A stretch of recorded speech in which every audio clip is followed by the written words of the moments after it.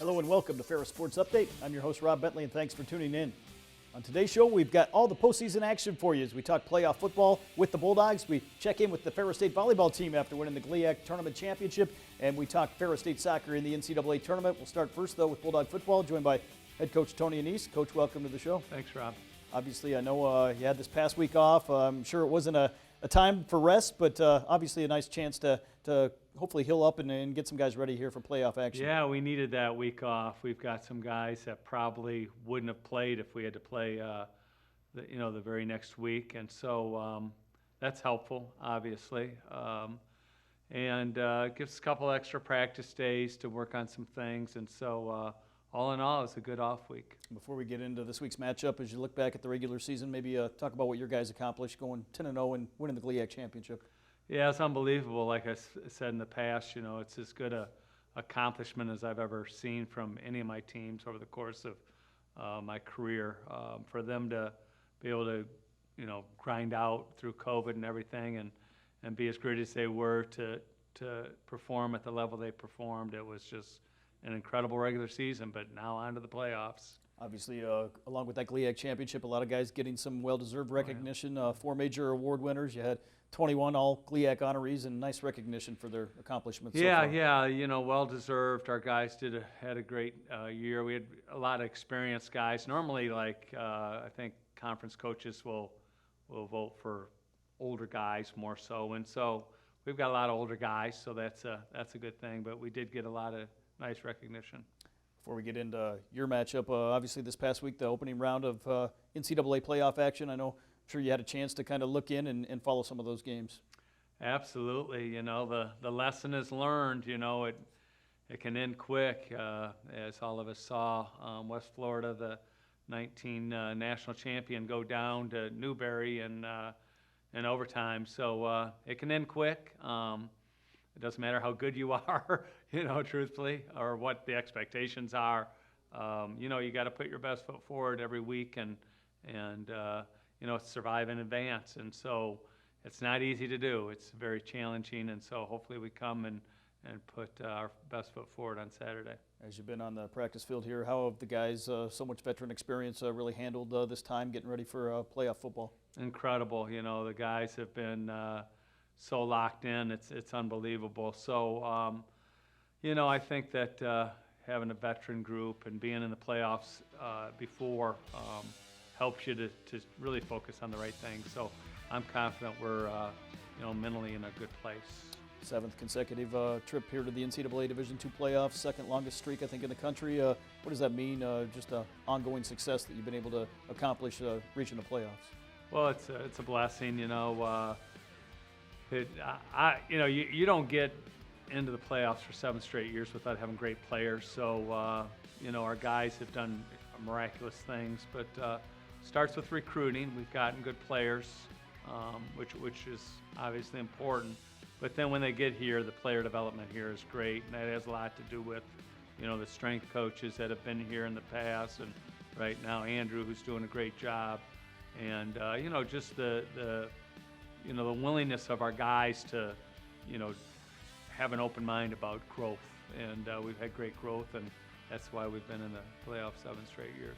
Obviously, we'll have Bulldog volleyball and soccer on today's show as well, but how much does the success of other programs really feed off of each other here at Ferris State? It's incredible. Yesterday we were in a meeting and trying to determine, what the volleyball score was, and we found out it was 2-2, and it was 12-12 in Game 5, and we're like, oh, and so, what they've done is incredible, but soccer obviously had a miraculous year, and I love watching Bronx teams play, and I see the women's basketball team had a good role over the last trip they took. So it's awesome. It's a great environment.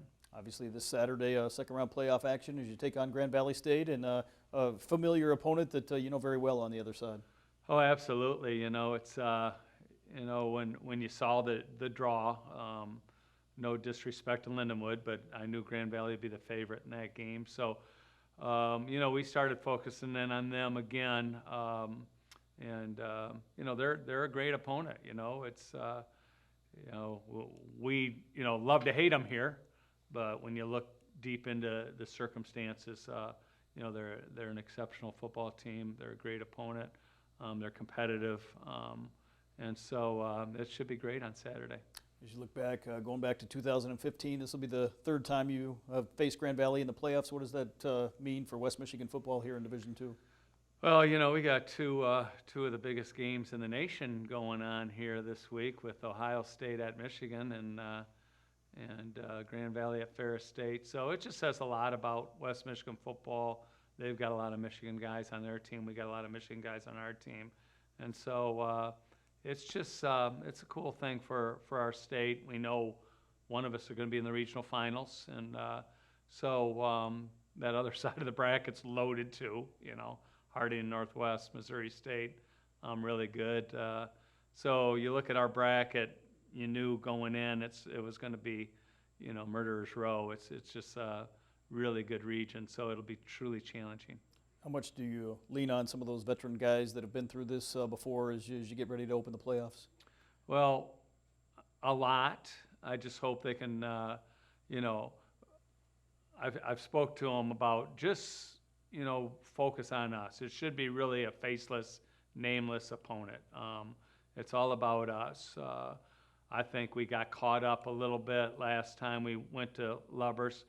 It's hard to not get caught up when you know they're screaming obscenities to us and things of that sort, which is just, it's fans. It's the way fans can be, and so I thought we got caught up in too much crap. So I'm hoping that we can focus on us and not get caught up on, you know, who we're playing, and make sure that we have the discipline it takes to win a game that, you know, is going to be a hard-fought game.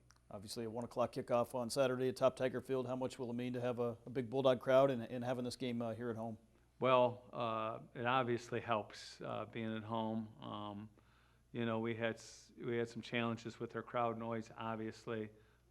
So the comfort level will be great. Hopefully, we get a great crowd, and there's, you know, it's a great college football game with a great opportunity to come watch without fighting a huge crowd like going to Michigan's game. So we'll see how it is, but it's Thanksgiving weekend. That tends to take some people away, but hopefully there's a lot of support there for us on Saturday. Obviously, at this time of the year, really a one game at a time mentality here in the playoffs. Yeah, it's win and advance, and it's survive and advance. It's just, you know, it doesn't matter which way you win.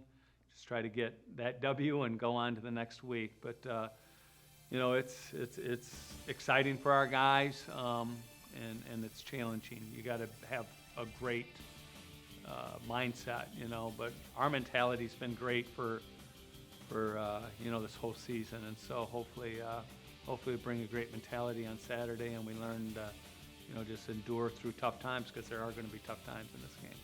Coach, thanks for the time. Best of luck on Saturday as you host Grand Valley. Second round of the playoffs at 1 o'clock at Top Tiger Field, and should be a great game. Yeah, it should be. Thanks, Rob. We'll be back with more Ferris Sports Update right after this.